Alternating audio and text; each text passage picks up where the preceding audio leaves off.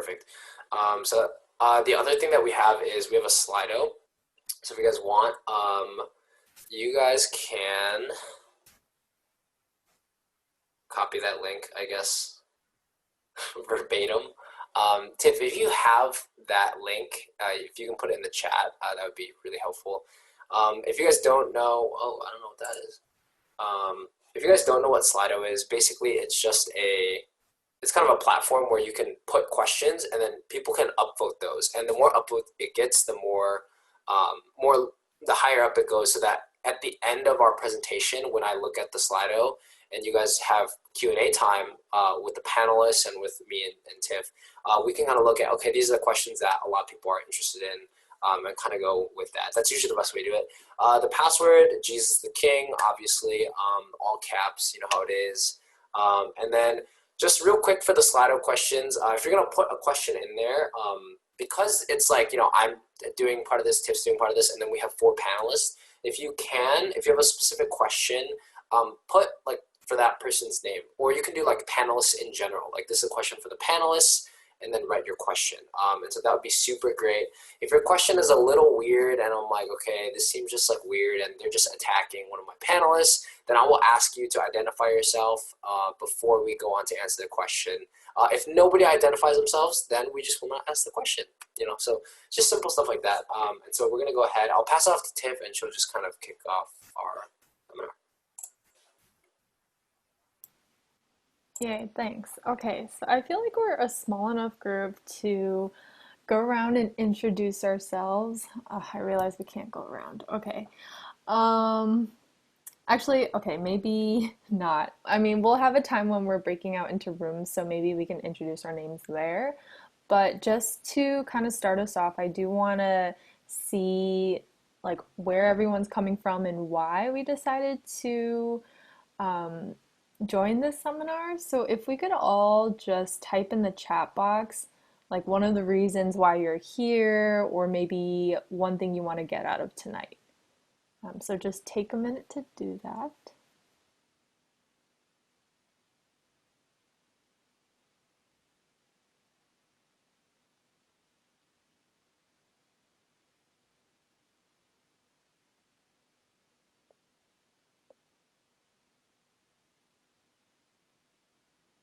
I can't tell if people are thinking and typing or good reason. Okay.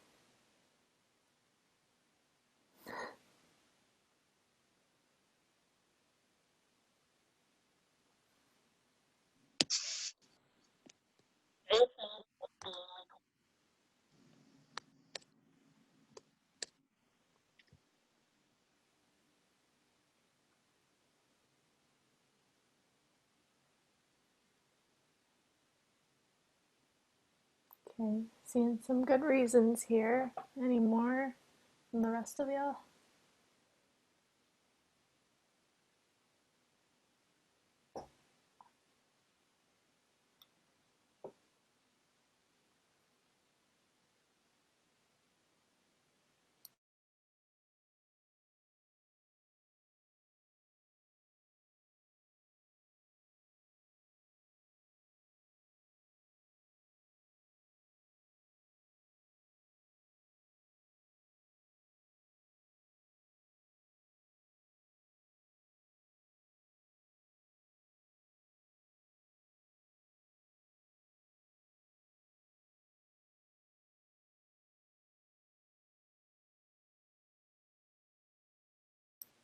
Okay, these are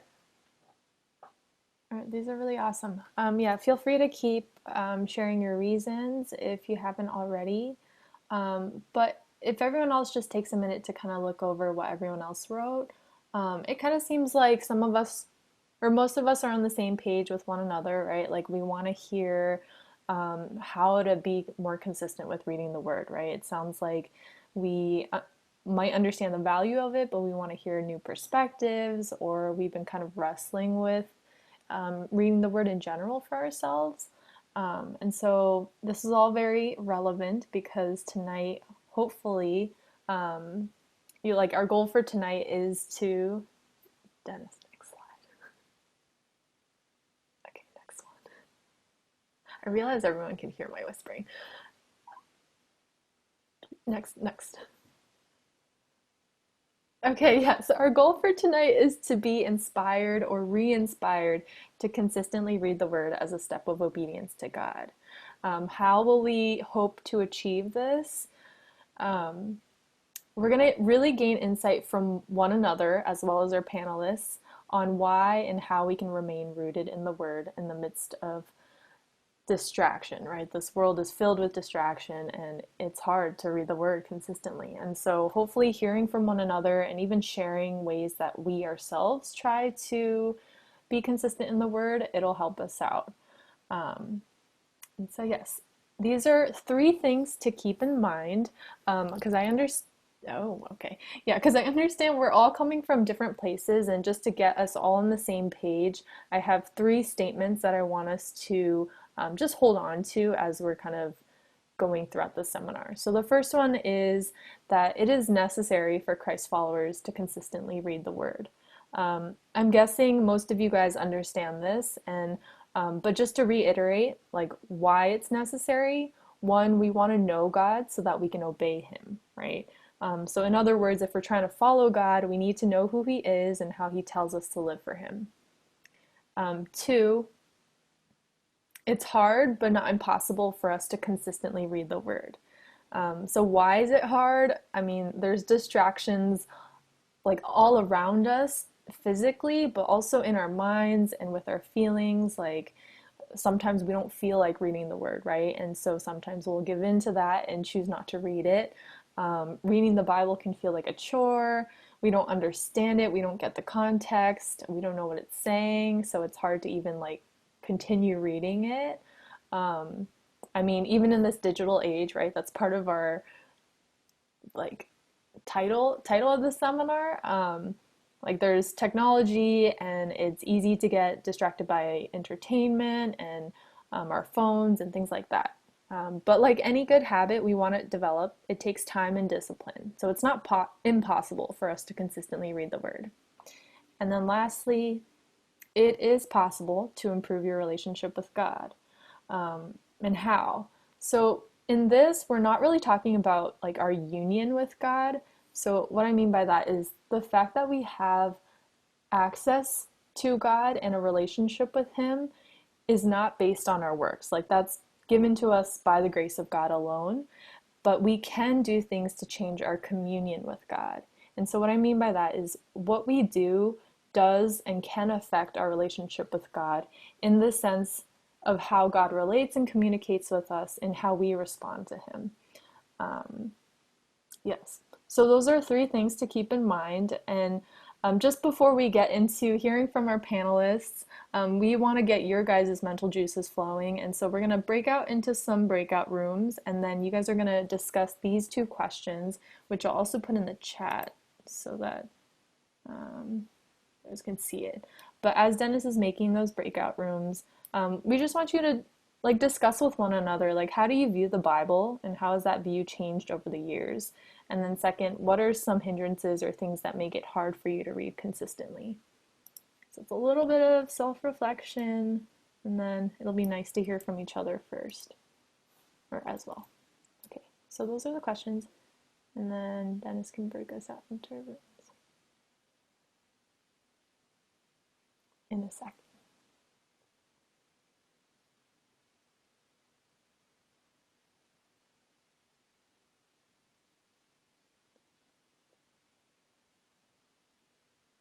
Let me know if you have any questions about these questions.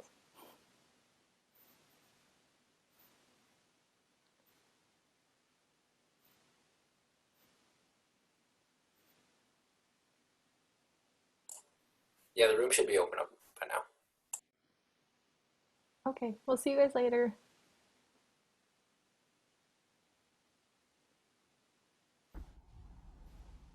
Are the are okay. I was like, I don't think I received one yet. Yeah, that's okay. All right, hold on. How do I get out of this? Yeah, I'm gonna stop sharing screen. Okay. Yeah, we just thought it would be a little more helpful to have you guys out here in case you guys had any last minute questions. And so this is like their 10 to 15 minutes What time is it now? 7:35. It's 7:47. Yeah. 7:50. 7:50ish. I also realized this is going to be recorded, like this part. Yeah, that's fine. I mean, Okay. yeah, that's. I also realized that, and I was like, you know what? That's No okay. smack talking here. Yeah. Let's just don't roast anyone. But yeah. So yeah. I mean, it's kind of just like a normal panel type thing. It won't be like the political debate if you saw that. I will call on you, okay, and you guys can answer then. And you guys each get your 2 minutes. I'm just kidding. Sorry, if you didn't watch it, then yeah, that's okay. But and then yeah, I'll kind of go through most of the questions. I'll ask most of you guys all the questions, but then some of the questions will have maybe slight variations based on where you're at. For example, I might ask Guy. I think during the fourth question, like, what are some hindrances or obstacles, and also, can you share about a time where um, or like how was the transition from when you started working, right? Like what happened in your devotional life, and like how did you kind of navigate those things? So I might ask Guy that type of question. I probably want to ask Grace that type of question since she's not like working full time. But I might ask her like, hey, when you started college, right? Like how did that change? Positives, negatives. How did you kind of navigate those things? So and so I think those like slight specifications might come up. But that's about it. More or less it'll be pretty straightforward, I feel like. Yeah, Cool.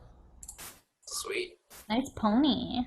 Thank you, Can thank we you. get a 360? Can I see that back? No, it looks really bad back here, actually. Why? I have no idea what it looks like. It just says it looks bad, so this is all I got right now. You It's look not like bad. It's is it just me. Agnes I don't know. I in just Despicable Me who has that like She does, yeah. Yeah, she has the single one, so that's what I'm working at right now. it's a very if you were female, I feel like it's a very like hip look right now. Like the Oh short lob, like the lob with like the high pony or like a high bun. It's a look. yeah, too bad I'm not female. Doesn't work. People are saying Tiff and I should get the same hairstylist for the wedding. Get the same hair, Yes. I'll do it too. and Do then it. we can just like put some bronzer on her skin so she looks more tan. Oh my gosh. Should get a spray tan. Yeah, we'll play a game.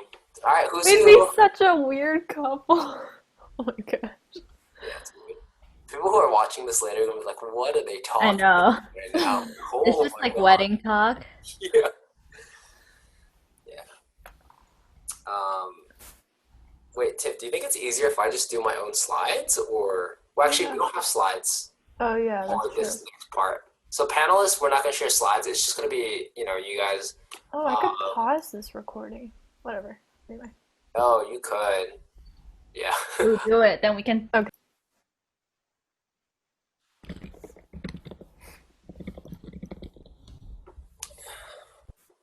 Jeff, what are you wearing, man? What hat? Nice. Why are you looking at me like that? That's weird. Wait, Jeff, do you guys know the winners already? No, we are determining that tonight through Mm. this access. So Dennis, if this runs late, I'm leaving early, okay? I know we talked about this. Okay. Cool. I'm gonna start sharing my slides again. Actually, wait. I don't need to share my slides. Yeah. What am I doing? What the heck? Yes. Sweet. We can just straight go into the panel. Okay. I think we're missing a couple of people. I'm not sure why they're still in the room.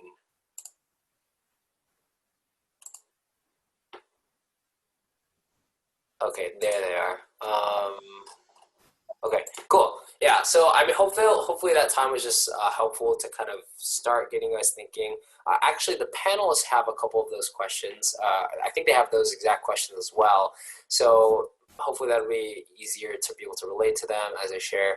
And so now we're actually going to jump into a time of having the panelists share. How this is going to kind of work is I'm going to be the moderator, so I'll be asking them some set questions. And so sometimes in a normal panel, it's just, like the audience asks them whatever. We'll have more of that type of time at the end of this whole thing. For now, there are certain questions that we did want to ask them just to get them to share. And so hopefully that will be encouraging, insightful, and helpful for you guys. Yeah, so we'll try to keep some significant amount of time towards the end, 20 or 30 minutes to have some Q&A, and try to go through the Slido as well. So if you guys have that link and are trying to put in questions as things kind of come up, that would be awesome. So yeah, we will get right into it. I'm gonna try to spotlight the panelists when they're talking, just so we can kind of focus on them. And so, yeah, first question, and I'll also put it in the chat in case you guys don't hear me and there's technical difficulties. But so the first question is this, okay?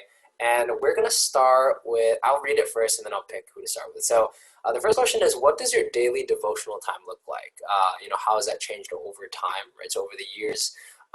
And so however long you've been reading the Bible, what do your quiet times look like, and how has it maybe been when you started off? And for some of you, maybe like over many years, how has that changed over time? And so I'm gonna go ahead, we'll start with the oldest this time. So Guy, if you could, please share first, that'd be awesome. Dennis, you're the oldest here. What do you mean? Not the Okay. So, what's your daily? My daily devotion looks like currently, so I follow the BRP, not the one our church has, but a Bible reading plan. So I pick up where I left off from the previous day, read through it. I use soap. Dennis, do people know what soap is? They don't, but that is okay. You can briefly share what that is. Okay. Like everything, our church has an acronym. So SOAP is an acronym. It stands for Scripture, Observation, Application, Prayer.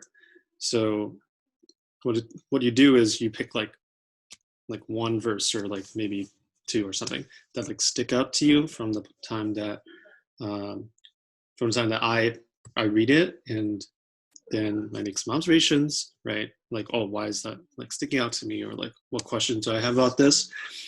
And then, sometimes I do some research. Internet is my friend there. And then I try to think through some applications if possible.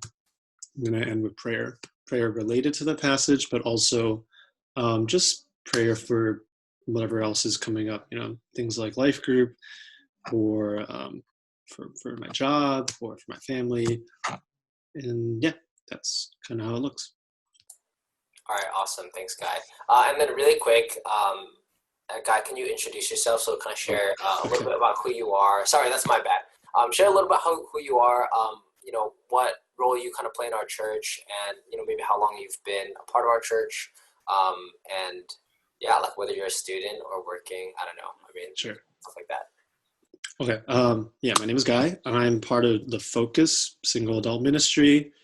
I've been in our church since I've been in undergrad, actually. So I've been in undergrad life groups before. I led undergrad life groups before. Now I'm in Focus. Yeah. Sweet. Yeah. Okay. Next, we'll have Steph share, and then Steph, can you also introduce yourself a little bit, and kind of do that, and then you can kind of share your answer to the question. Yeah. Hi guys. I'm Stephanie. I am in an undergrad life group, but I'm also in a covenant life group, which is our married ministry. And so right now I'm currently in both. I am a graphic designer and I do design in Detroit. But right now, obviously, I'm working from home. Yeah, I think that's pretty much it for introduction. What does my daily devotion time look like? So, interesting story. Well, okay, I think it's interesting, but actually, recently I got married, and something that my husband, Chris, what we realized is we probably shouldn't try to read the Bible together every day. I feel like when you first get married, you're like, oh, I want to do everything with you. Like, I want to read the Bible, like, spend time praying together. Like, we're going to do everything together. And, like, it worked for a bit, but I have to be honest, within like a week, we like didn't read the Bible. And it was just hard because it would be like, he would wake up at like 7 and he'd be like, okay, I'm going to read the word now. And I'm like, I'm in bed and I'm so tired. And I'm like, okay, just like wait for me. And then I would get up, and then he's already started work. So he's like, okay, fine, we'll do it later at night. And I'm like, okay. And then later at night, either I'll have something or he'll have something, or like we'll, to be honest, both be super tired and want to just watch Netflix. So we wouldn't get to it. And so eventually, we learned that we don't have to read the Bible together every single day. And I think that took some time for us just because I think in our minds, and a lot of times we would hear like married couples do all these things together. And even like developing our own relationship with God was something that we eventually realized was really important. And so, to be honest, we read the Bible once in a while together, but it's definitely not every day. Personally, what I do, I think if you're in my CG group, which I think is like a couple people in here, you will know that I love the song Remembrance. And so recently that's been a song that I've been playing a lot right in the morning or like right before I do my devos. And I think a part of that is because I realize that when I go into reading the word, remembering how thankful I am for the things God has done for me, it's really different. I remember a lot, or I think a lot more of reading the word as an ability or a way to get to know God. And so for me, I think I always try to start with listening to a song or thinking about why I'm thankful for the things God has done in my life. And then specifically, I read the word, and this is for me personally, but I don't let myself look at commentaries. This is actually something that I adapted from actually my CSMP. And so my team, specifically one of our leaders, banned commentary. She like banned commentaries, like, and it was so funny because people were like, "So can we use study Bibles?" And she was like, I don't know." But eventually she banned those too, because what happened was whenever we would talk about what we learned in the Bible, people would be like, well, John Piper said this, or like, according to my study Bible, it says this. And so I think eventually she saw that all we knew was how to regurgitate things from commentaries. Yes, Dennis and Guy were both on that team. But yeah, all we knew was what it looks like to regurgitate what other people said. And so from then on, again, I don't think it's not good. I think all those things are good. I think commentaries are great. But what I've learned is sometimes they can really hinder your personal relationship with God is if that is all you're reading. Because I think eventually you don't learn to read the word and interpret it for yourself, and it's harder, I think, a lot harder to allow the Spirit to speak to you when you're reading the word if all you're reading is commentaries. I feel like one thing that I would compare it to is like, how they have all these books about like dating and stuff, like what's that one about marriage? I forgot the really popular ones, but you can read a bunch of books about marriage, right? And you can, meaning of marriage, yes, and you can read a bunch of books about dating, but that does not mean that you know how to date, right? That does not mean that like like as long as you read meaning of marriage, you'll know what dating looks like and you know what this person is, right? That's not how it works. You need to like get to know them, spend time with them, like hear them, right? Understand who they are. And I think that's the same as reading the Bible. You need to spend time reading the Bible, understanding things for yourself, to be able to get to know God. And so, yeah, I think for me personally, I have chosen to not specifically read commentaries when it comes to my devotional time.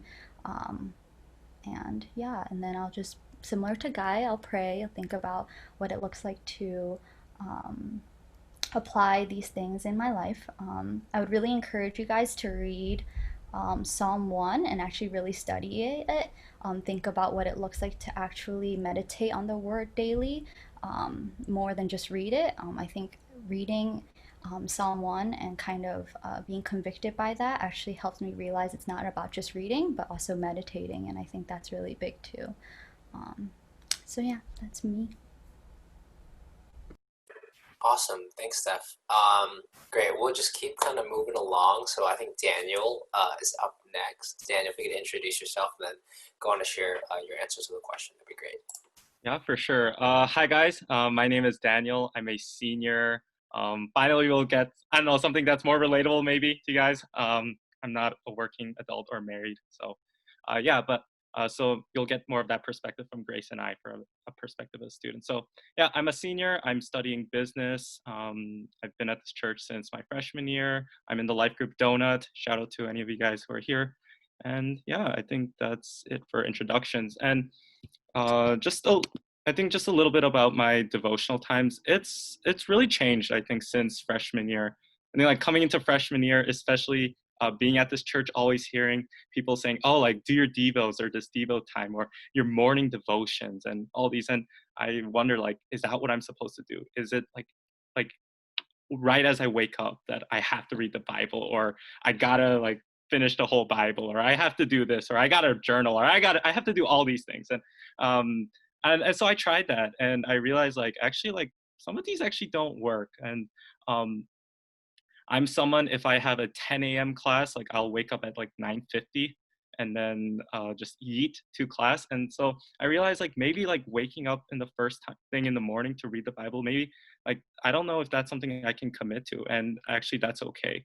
And I realized like it just because it's a Devos time doesn't mean it has to be first thing in the morning. I mean, it's great if it's first thing in the morning. I've heard a lot of people share how just even starting their day in the Word for the first time is actually really good. But for me, that just doesn't work, and that's okay. And I block off like just a time just during the day, maybe between my classes. And yeah, my devos time, I enjoy just I think like having this passage and just reading it to its entirety actually, and then just maybe like a couple chapters or like a whole book if it's like shorter. And kind of just observe and then just actually ask myself like what is God speaking to me in this time. And more than just like maybe studying the intricacies or like the details, more so taking the broader picture of saying, okay, like God, I am here in your presence, and God, I just want you to speak to me. And just like my times of devos, it's not just reading, but I always accompany it with worship, like whether I play my guitar or just like listen to worship music,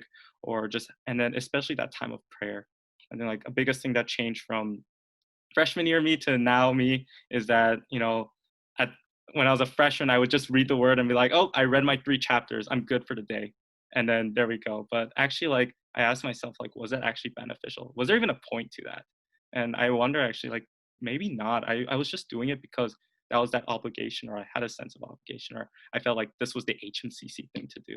But actually now like actually being able to value that time, to spend that time. And sure, maybe I don't know what's going on in the passage, or maybe I do, but just as for me to sit there and ask like, God, what are you speaking to me? And God, I want to respond in this way. I want to respond in prayer. I want to respond in worship. I just want to respond in being still. And I think stillness, like being still, is I think like one of the more important things I realized about, for me personally, in doing devotional time. Like I've always been told like, oh, doing your devos, it's like restful. But what does that mean? Like having rest? But I think like I listened to a sermon and the pastor was kind of speaking like saying, you know, in your time of devo, like you just don't think about anything else. Like the things like the anxiousness you have or the worries, like that will get solved. Like that will like God will take care of that. And so in your time of rest, can you just trust that God has that under control? And so for that time, like for me, I don't have to like worry about my studies or my 3 exams or my recruiting or whatever. Like just for that, at least like that hour or that chunk of time, just trust that God is good, that trust God is faithful. And then for that time, just for me and God. So I think like that perspective has really helped me. And yeah, I think like just the time, like there's been like times that it's been fruitful and times like it's been dry, but still just having that time with God has been good. And if you guys want to plug for a passage, one of my favorite passages is Isaiah 43. And so, yeah, if you need a passage to read tomorrow, read that. But yeah, that's good. Nice, awesome. Thanks, Daniel. And then last, we'll just go to Grace. Same question, and please remember to introduce yourself too.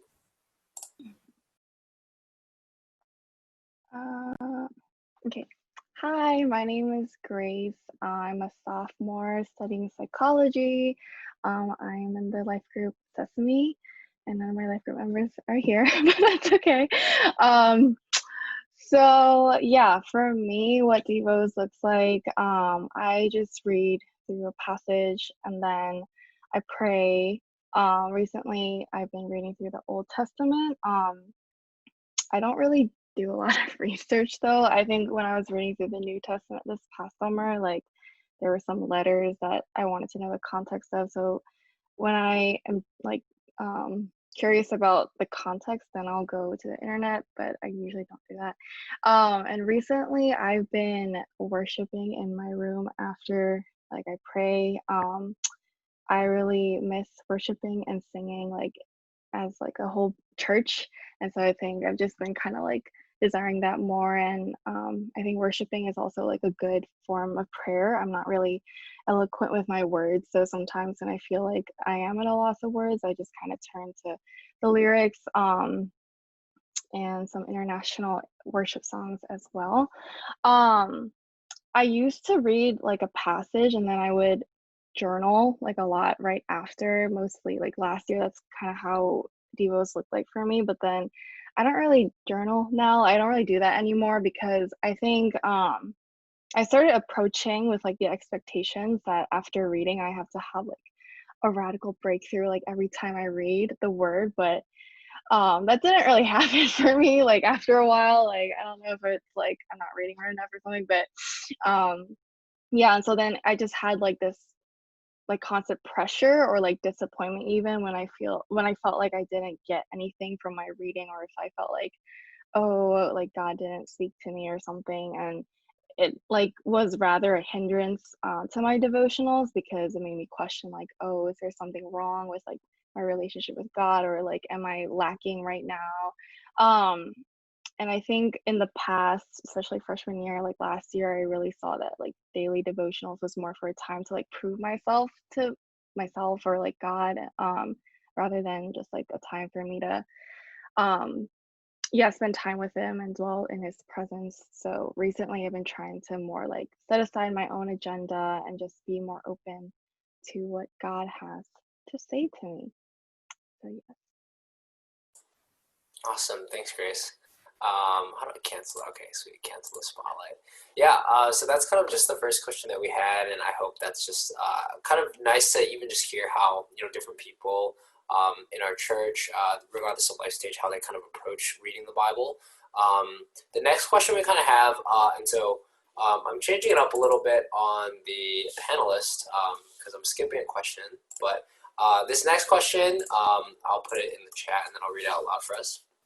So for the sake of time, we're skipping a small question, but this question says, how do you stay consistently rooted in the word? Are there any habits or methods you use to help with that consistency? And so this can also include the recommendations that you have for the audience. And so really with this question, we're curious to know from the panelists, are there things that you put in place, whether it's habits or platforms or reminders, etc., that kind of help you continue to develop that consistency? And so I think that's a really important question that I think could be helpful. I think having the different perspectives are going to be really cool. And so I will have, let's change it up a little bit.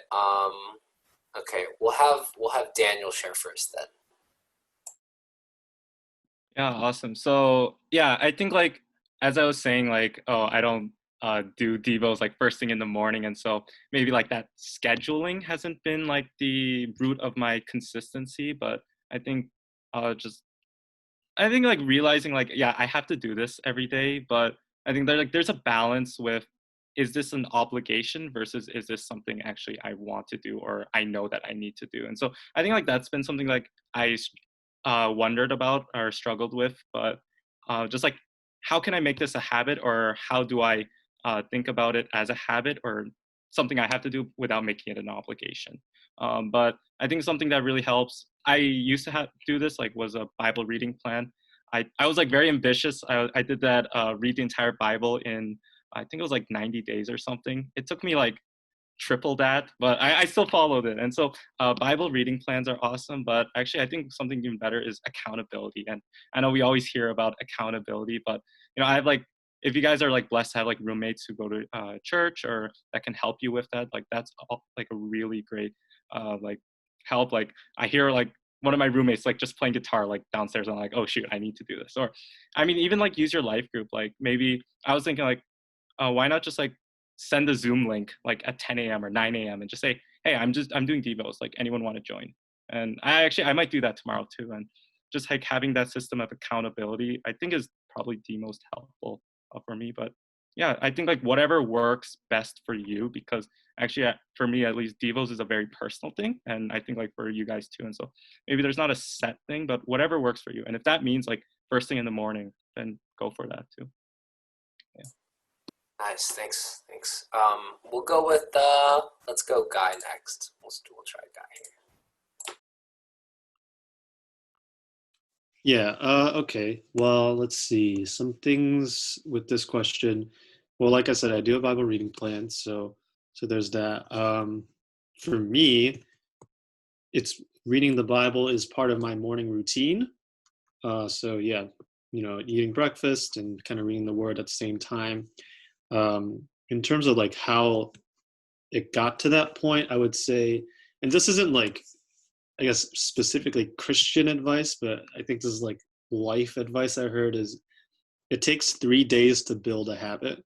So like whether it's reading the Bible or I don't know, like you want to do exercise or some other kind of thing you want to do, like you need that momentum.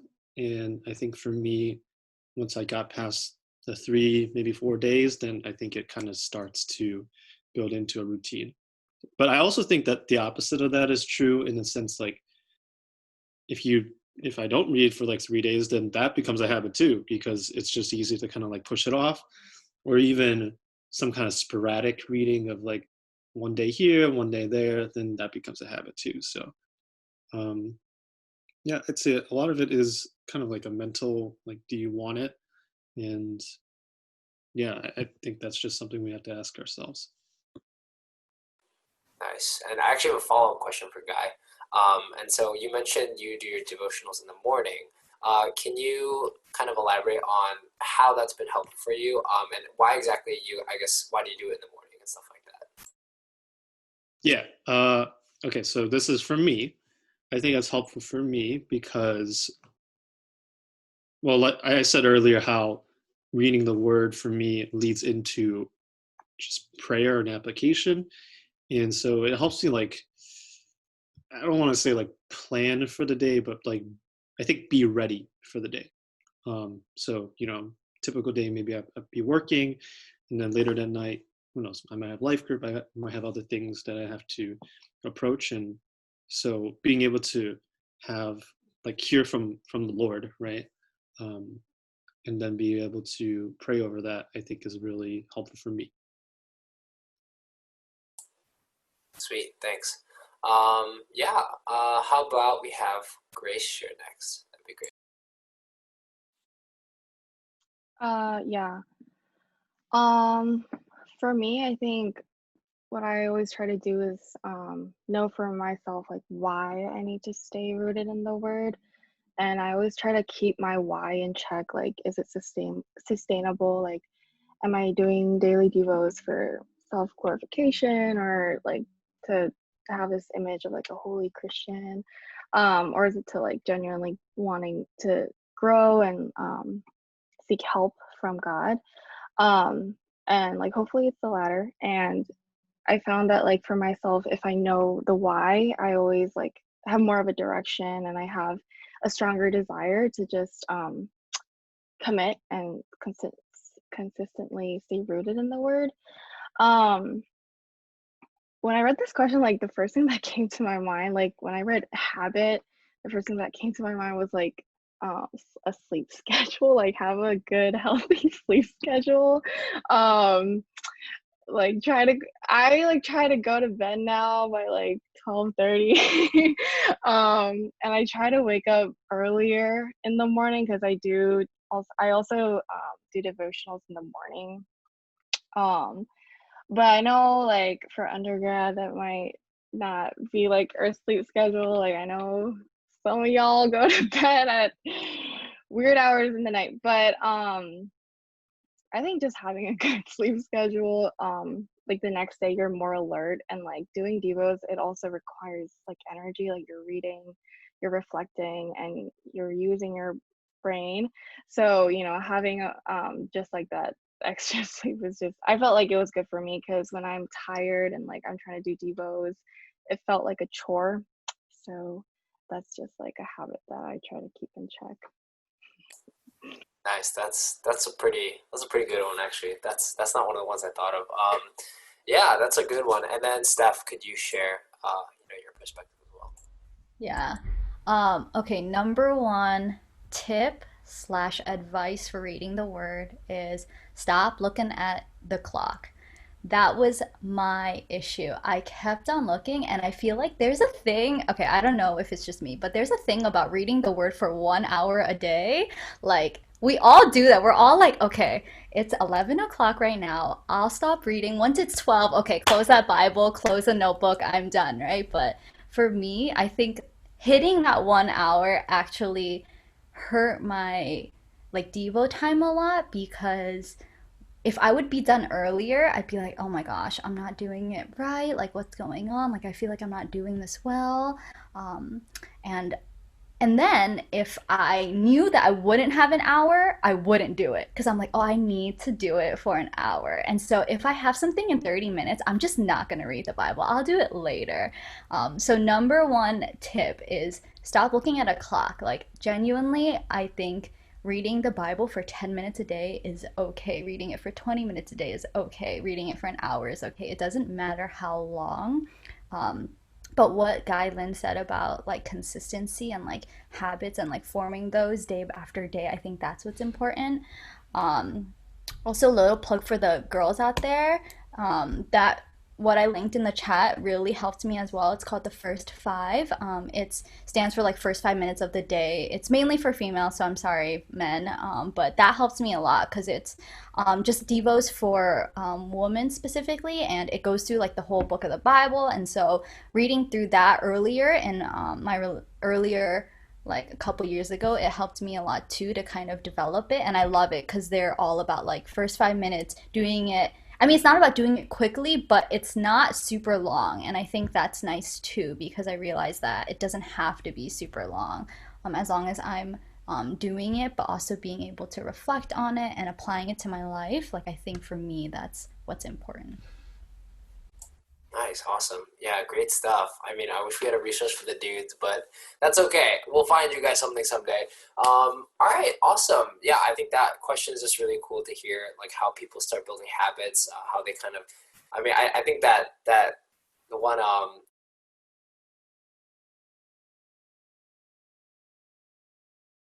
Me. Like this time of studying isn't about me, and so that's why I can spend my time in devos, because it's not just about getting that degree and then getting out of here as quick as possible, because if it wasn't for God, I wouldn't even be here in the first place. And so I think like that's something like that realization, and that really helps me. And I think also like, yeah, in like terms of busyness, when it's like dry or it just feels like God's not there, I think like always like kind of reminding myself like what is a truth that I want to hold on to of God, and then like what is that something that I want to fight for to believe in even though it's busy. And maybe like, God, I want to fight for like knowing that you're in control, or knowing that I can trust in you. And I think like also focusing my devos on that thing, because usually finals and midterms time there's like anxiousness comes up, or trust issues, or just worrying about future. I think like those are at least thoughts that I come up with a lot. And then so actually like that focuses my devos to study those things or pray more on that. So, and then like, yeah, pray about your finals. Like, it's okay to do that. Pray about being faithful to school. God has called you guys to this school too. And so, and God will be faithful to that too. So yeah, I think that helps me. If I answered the question. Yeah, no, that's great. Yeah, for sure. Okay, so this question is going to be we'll go with Grace. So Grace, specifically for you, when you initially started college, right? So that transition from high school life to college life, How did you kind of go through that? What were some, might have hindrances that might have come up, and how do you navigate those things? I think for me last year, um, freshman year, I kind of like, I think last year for me, I went through a lot of, I want to say dramatic growth, I guess. Um, and there were just a lot of times where I was kind of an emotional wreck. But I think I kind of had like a almost like a unhealthy relationship with my devotionals because um like my devotionals were very sparse like compared to like recently. And B, I think I would only turn to the word when I was an emotional wreck. And so like when I was doing good or like when I was like doing better, um I wouldn't really like commit to devos, but I would be more what's the word? I would be more committed when I was not doing well. So I would find myself like looking for comfort or affirmation, and not saying that you can't go to the Bible for those things, like you should. But the problem for me was I was only going to the Bible for those things in particular. So I think at some point I just kind of felt like I was approaching the Bible as something that like, oh, I just need to hear this to make myself feel better right now or justify like the situation that I'm in. And I think so yeah, my hindrance is like when I'm not like doing well with my relationship with God, which is ironic because like if I stop reading, that's not gonna help me get closer to God. But the way I just kind of navigate that, honestly, I do just kind of take a break. I think I try to reflect more than trying to like just truck on and like read. I kind of see it as like, oh, maybe God is trying to like tell me to focus on a different area of my life rather than like reading through Judges or something. So I do like reflect, and I do pray, and I just like do whatever I need to do. And I think that's where also like consistent Bible reading also kicks in, because like everything that you have read in the past, like those passages and those verses, like God will um speak to you again through those words. And so um I just found so that's just like all the more reason to commit to consistent Bible reading. So um yeah, I just try to remember that and try to get out of whatever I'm going through and just commit to consistent Bible reading again. Nice, awesome. Yeah, and then Steph, this question is for you. This one's a little bit of a curveball. Again, question: what are some hindrances that might prevent you? And then also specifically, when COVID hit, right? And so when basically, I'm not gonna say that on the recording because that would be caught. When stuff hit the fan, like what, like how did you go through that? How do you do it now? And so I guess like kind of, when a pandemic struck the entire world, how did you kind of, was there anything, right? Like you could have been totally fine. So I want you to kind of go ahead and take that away. Yeah, for me, hindrance. I think one of the biggest hindrances was a huge mental thing. And I think everyone struggles with this, but I feel like I really wanted to be like John Piper. I feel like I think Grace kind of touched upon this, but like we always want to walk away with like John Piper-esque takeaways, right? Like I'm sure all of us have read like something on desiring God and we walk away so encouraged and so inspired. And then that's like basically what we want from everything, whether it's life group, our personal devos, like we just want to be John Piper. And I think that was basically my a big part of my downfall was once I started reading John Piper, I was like, oh gosh, this is amazing. Like I want this. And so I would look for it every single time I read the Bible. And when I didn't feel it, I was like, why is it not there? Um, but yeah, I think it's when I really let go of those expectations and I guess to some degree, I don't know if it was idolatry, but a desire to be like John Piper. I learned that I think God wants to speak to me, right? I am not John Piper, but I am Stephanie, and God has made me the way I am, and He desires to speak to me in certain ways. And so I think for me, once I got rid of that mindset, yeah, I think that helped a lot.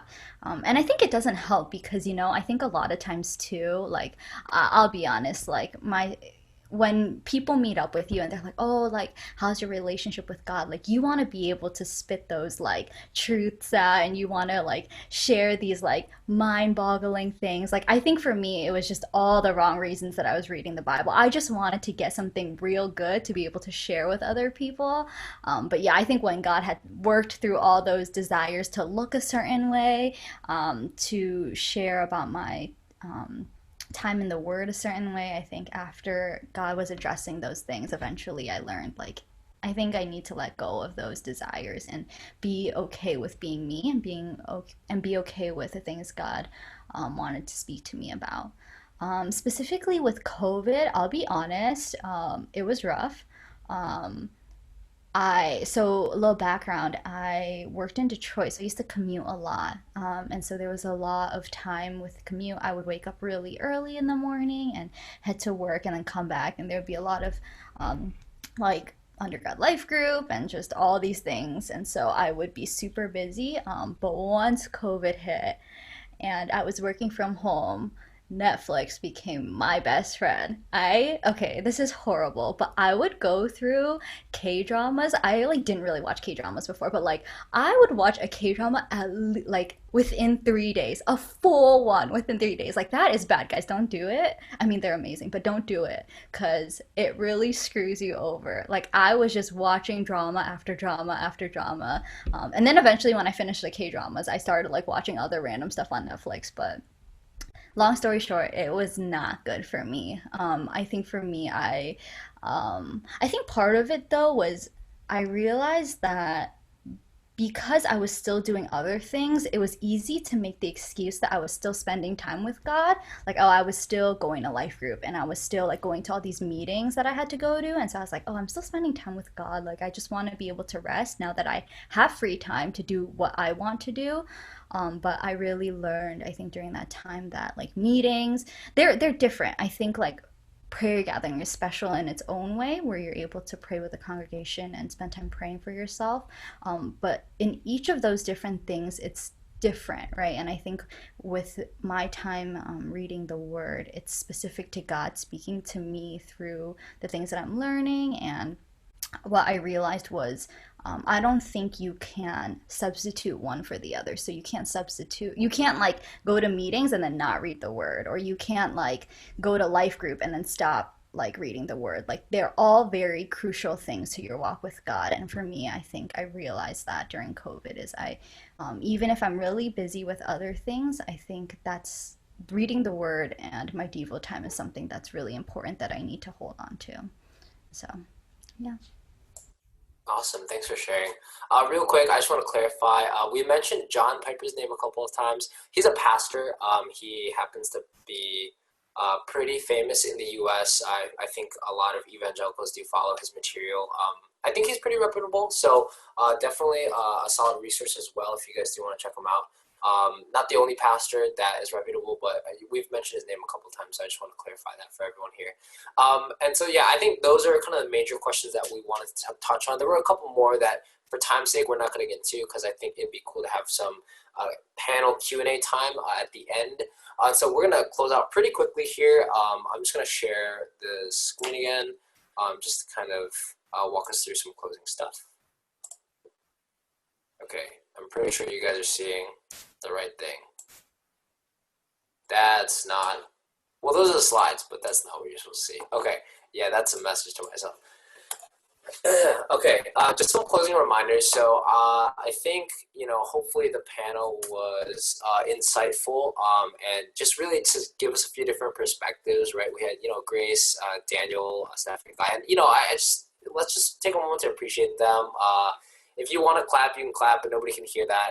You can also do the thumbs up thing or the clap thing emoji. That'd be really cool. Yeah, I mean, we just appreciate, these guys, the time that they're willing to, kind of be here and, give their advice. And it's really cool even just hear that stuff as well.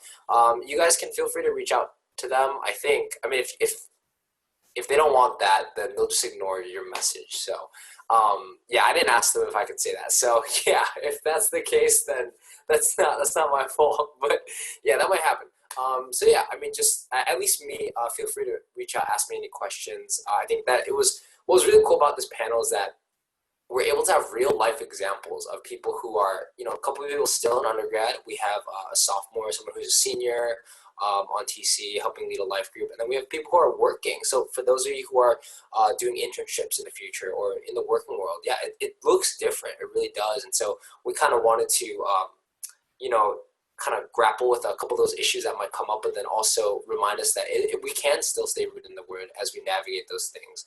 And so just to wrap up here really quickly, I want to reiterate a couple of things. And so one thing is that, being rooted in the Word is like Tiff was kind of mentioning, it's really important as a Christ follower. I think one big thing is obedience, right? And so for us as Christians, it's really important. We ask ourselves, how can we obey, how can we follow God if we don't know God, right? If we don't know Him personally and if we don't know His heart for the world, right? So if we don't know those things, it's kind of tough. If we only go based on what society says is righteous or just and only go based on what our heart thinks or what our mind tries to conclude logically, it's kind of like hitting a moving target, right?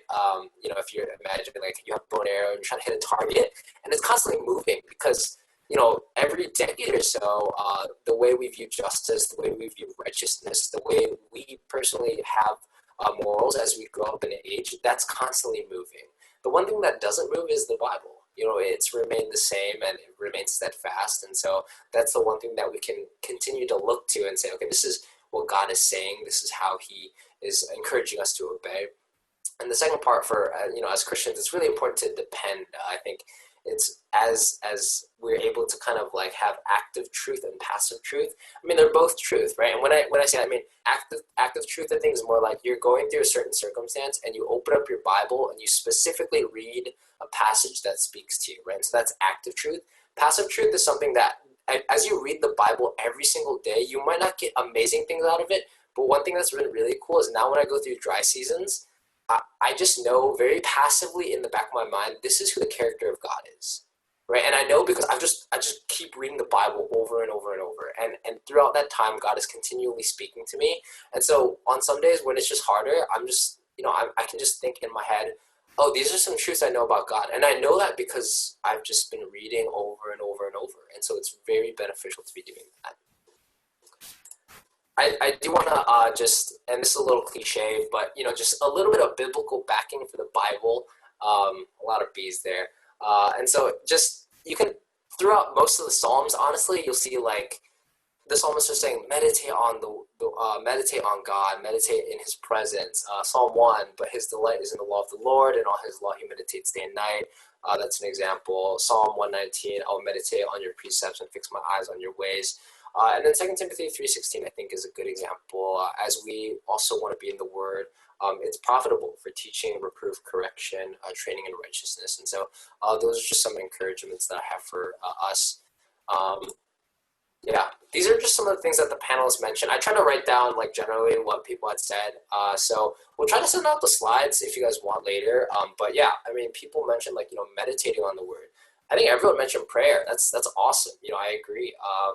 Commentaries and supplementary information if you need it. Asking yourself questions, like how is God speaking to me, right?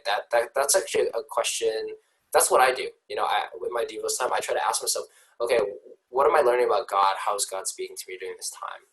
Worship, right? Playing it or listening it, and then focus. Yeah, just focus on that time that you have.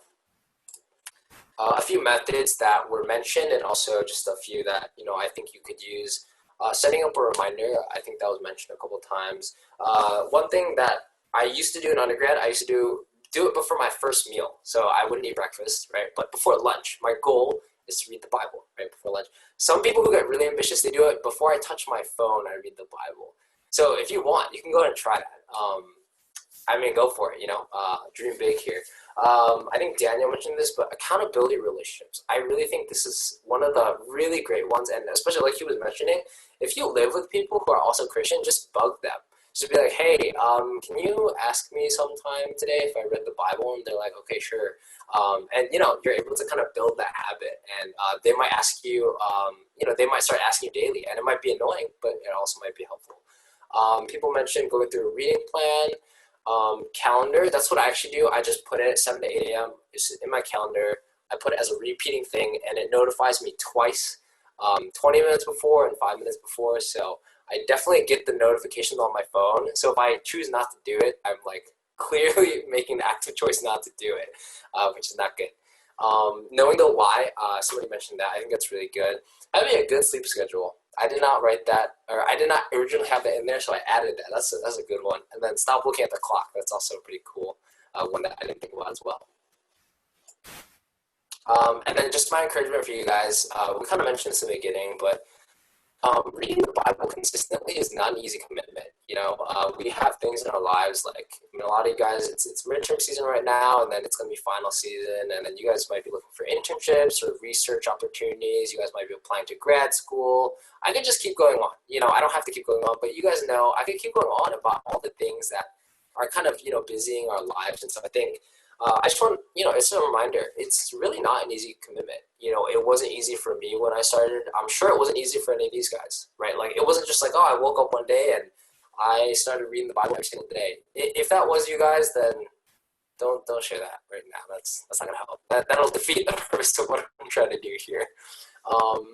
And then I think for us, really, like, the goal is beginning. It's not perfection, right? And so for us, our heart for you guys, as you guys kind of conclude the seminar, is we hope that you guys start trying, right? It's not like, oh, okay, tomorrow you guys start being perfect. We gave you all the tools, but really, just start even trying, taking steps here. Not good.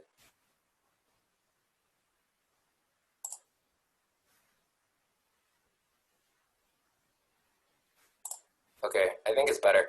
And then the last thing is that sanctification is a lifelong process, guys. And so ultimately, we do rely on God, even in helping us to do our devotionals daily or consistently. And so, I think, it is tough, but I think, as we kind of go on through life, I'm sure if you talk to Guy, like when he originally started, things might look different, but I'm sure as the many years went by, he probably got way better over time, even during the dry season. And so that's just something that we want to encourage you guys with. Thanks, with an exclamation mark, it's yellow. And then question time. So we're going to do that. And so pretty quickly, try to go to the Slido. Stop sharing screen first. There's a big Bertha in the corner, if you guys can see that. I'm going to stop sharing though. Okay, so I think now what we want to do is we want to actually open up the time for Q&A. So I'm going to look at the Slido first, really quickly. The first question, I'm sorry, that did not count. So for those of you guys who uploaded tests, does Dennis eat pie? That's not a real question. I do eat pie though. I love it, actually. I love pie. It's amazing, but no, that's not a real question. So we'll just start with the first question. It's not towards anyone specifically, so I'm going to throw it to the panelists. So whoever wants to, you guys can answer. The question is, and I'll just copy and paste it here in the chat. It says, what are some things that cause you to doubt / not trust the Bible, and how do you overcome it? This is a tough question, right? They're really not holding anything back here. So definitely any panelist, whoever wants to kind of tackle that, feel free to go ahead. If nobody wants to, then I can take a swing at it too. Or honestly, anyone, in the Zoom chat, if you guys feel like drawn to it. So, but we'll start with the panelists first.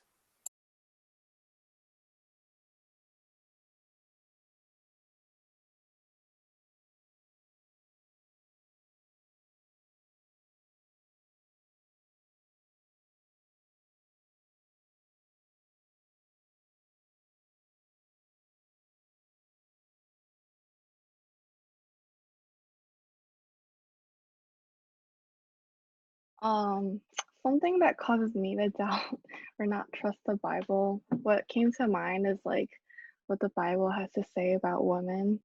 There's some like very interesting things that like Paul says, or just about like the role of women. And I think trying to overcome it, I think I try to like turn to just like the other sisters in my life who are also just like reading the same things, like what they think and how they interpret it, but also listen to like sermons on like a particular passage, because like pastors, their job is to study the Bible professionally. And so I think that's like, I don't know if I can say that, oh, I've overcome it, I know everything about it, and like it's not a problem anymore, but it's like definitely helpful, and it gives me insight. So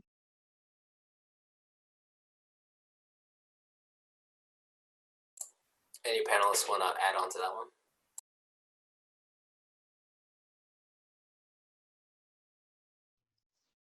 Okay, I'm not sure if this answers the question, because I don't know if this question is asking about like the reliability of the Bible, or is it more so like how are you feeling about it, like personally and emotionally? I guess I'll just talk about it more like from a theological aspect. Like,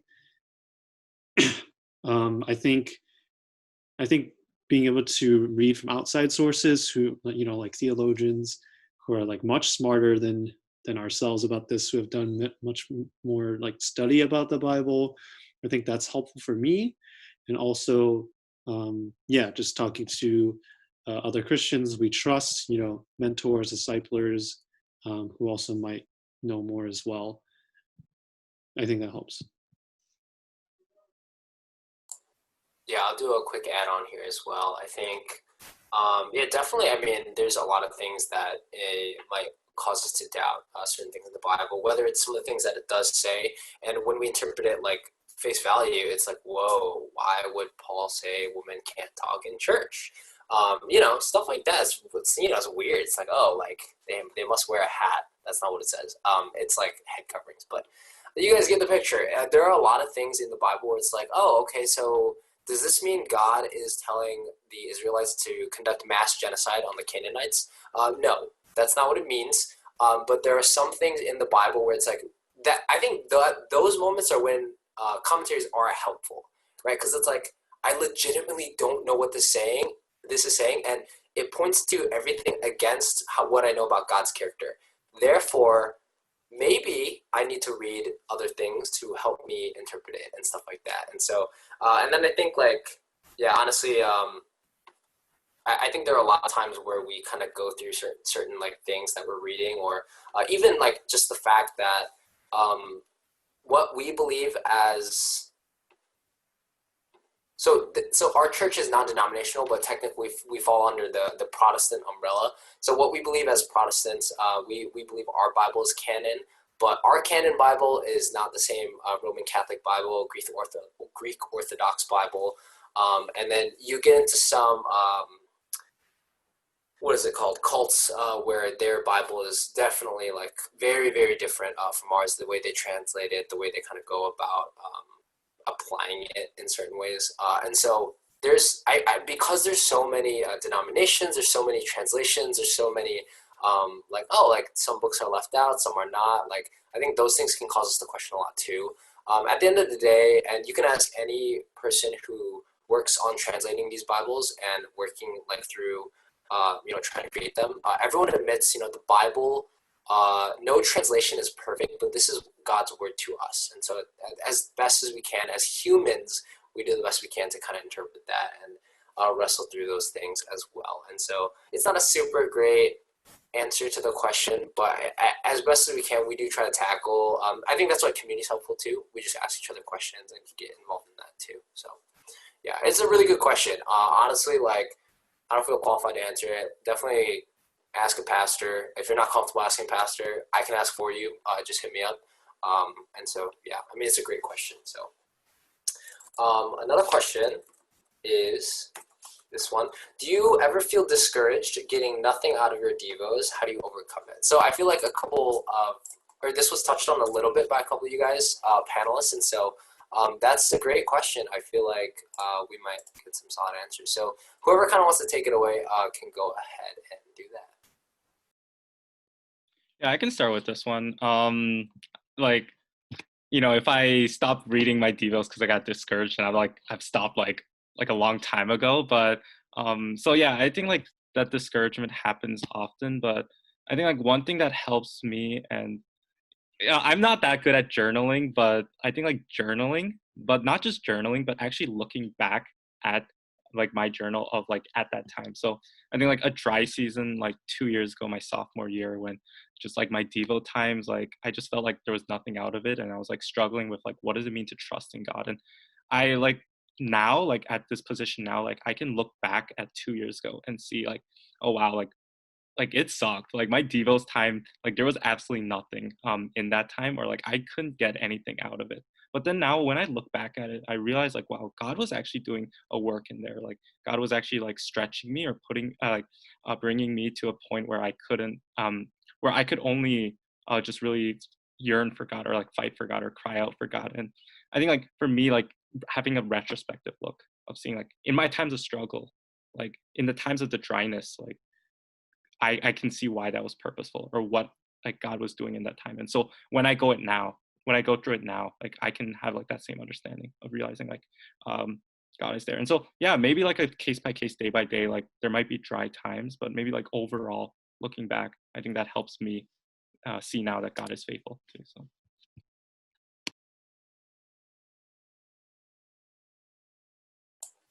Any panelists want to add on to that? I can add something. Um, so I have two things to share with this, and I don't know if Dennis agrees with this, but I'm just gonna I'll say what I believe. First point that I believe with the Bible is, I think so. I used to be also of like the mindset like every day that I read the Bible, I have to have a takeaway, and so therefore, like when I first hit a stretch of like, oh man, I'm not getting takeaways, like what's wrong with me, like am I like going through a dry spell or things like that. uh yeah, I had to like kind of question my original mindset. So I think one thing with the Bible, we have to remember is like different parts of the Bible have different like structure to it. Like in the New Testament, Paul writes letters. It's not just like this dry stuff, but it's like he's writing a letter, and so some of that is like narrative, where it's just like story, right? And if you don't necessarily get a takeaway from a story, then I feel like that's okay. And then sometimes Paul writes things that are more like instructive, like do this, or like Christians should have these fruits of the spirit, things like that. I think in those moments is probably more so when you can get like direct applications and takeaways. So that's one thing I'd say to that. I think the other thing I would say is, so someone used this analogy once to me, is like, the Bible is our spiritual food. So if you think about it like that, like I know this for me, and I don't know about everyone else, but like I can't even remember what I had for breakfast last week. Okay. So if we use that analogy for the Bible, uh, like maybe we don't remember what we read last week or like even 2 days ago, but if you eat every day, then you will be spiritually nourished and you will get to today's point, right? So it does build up over time. And so just encouraging us that, yes, there will be days where maybe you don't get quote unquote takeaways, but I think the accumulation of the knowledge does really do something for our relationship with God. Also, just throwing something in, I think a lot of times, and this is okay, I guess I'll speak for myself. I think a lot of times I also realize that my view on my relationship with God can be very selfish. Like it's all about me. It's all about God speaking to me. I want to hear him. I want him to speak to me now. I want it to look a certain way. I want it to be emotional. But I think sometimes we have to look and realize that it's more um, than just about us. I think about the story of Lazarus and Mary and Martha, right? And when he found out that Lazarus was dead, Jesus decided to wait, right? He decided not to go. And I think to Mary and Martha, it could have been like, yo, like, why'd you wait? Like, to them, it was like, why'd you wait for 2 days? Why didn't you come? Like, I think to them, it was like neglect. And I think, I guess that silence was really hard for them. But Jesus was like, it's not, I wasn't neglecting you. There was something bigger I wanted to teach you. And it's kind of what Daniel said, but I think a lot of times it's easy to look at what we want and see it as neglect or see it as quietness and not like it. But I think there is a sort of intimacy with being able to really fight for our relationship with God. Yeah, and I think when God does speak to us, there's a new level, or I think a special. I don't know. I guess for me, I feel like there's different kinds of intimacies after like a time of like God not speaking to me. But yeah, I think a really big thing is really looking at what we feel like is. Okay, wait, let me think. I think a lot of times, and I'm open to debate too. I feel like recently in like the past couple of, I guess like this, like I guess 21st, I don't know, like people have talked a lot more about a personal relationship with God than people used to. And I don't think it's a bad thing, but I think it can be a bad thing when it's more about us wanting God to speak to us and like having those feely emotions, rather than like knowing God. And so, yeah, I think a lot of times it's easy to look for the emotions and expect those things. Dennis, why are you laughing? I'm not laughing. No. It's nothing. I just okay. Just to clarify, I don't disagree with Guy. And I don't disagree with what people are saying. I agree. Yeah, I think it's like, well, to answer the question initially, do I feel discouraged? Definitely. Part of that's good though, because if you've had like awesome encounters with God, and like you felt God speaking to you through the Word, that is like a little taste of heaven. So just imagine what it's going to be like every single moment when you get up there, right? But yeah, and we're not perfect, and so maybe part of us, if we're being honest, maybe sometimes we have some blockage, right, in our hearts and in our minds. Maybe we're not focused. But yeah, I mean, I think definitely like, and that's where for me, like, uh, it's felt like a lot of times when I do read, it's like, oh, I'm not getting a super strong takeaway out of it, right? Or maybe it's like, oh, there's not some giant profound truth, because maybe it's like the 12th time I'm reading that passage, right? And so it's like, okay, maybe nothing new informationally wise, but like, what am I being reminded of here? And I think those things over time, they really do build up. They build up to kind of shape our minds and stuff like that too. And so I think it's, yeah, definitely agree with what people are saying. We're kind of running low on time here. There are a couple more questions in the Slido, but also I do want to ask, does anyone have any personal questions for the panelists here? I did want to have a little bit of time for that, so if there is any of that, then we can do that. But if not, then I think we can kind of close out the time. This is your chance, guys. You get to lay it in on them specifically.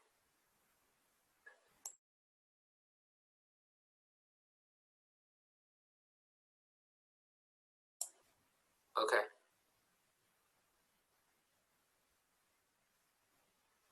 Yeah, I don't know. It's pretty good then. Yeah. Okay. But yeah, again, can we just appreciate our panelists? Yeah, let's just go ahead and do that. I mean, they did a great job. I feel like it was really helpful. Even for myself, I learned different things, and I'm like, oh my gosh, like those are things I don't think about, but I definitely should. Like sleep schedule. Not looking at the clock is like that one kind of rebuked me a little bit. I was like, oh shoot, okay. That's bad too, because this is part of my job. So yeah, I think yeah, definitely. If you guys do have follow-up questions, or if you guys want access to slides, feel free to message me. I am very active on Facebook Messenger. I am a little bit hip, so feel free. I'm the Dennis Kim that has like a pumpkin behind him in my Facebook background. If you can't get me, message your life group leader. I'll guarantee you they know me. If they don't, then I'll have a conversation with them. That would be. I don't know what spill the tea means. Okay. Yeah. All right. You know what? Okay. We're gonna drop that one. But yeah, if you guys have follow-up questions, for those of you guys who did submit some Slido questions that didn't get answered, if you guys do really want those questions answered, yeah, definitely feel free to reach out. Reach out to the panelists, reach out to us, reach out to your leaders. I think a lot of people do have other questions. So yes, Guy, you can stay to answer the other questions. Definitely. So yeah, Tiff. I think I don't know if we need the recording on still, but yeah, you can stop it. So.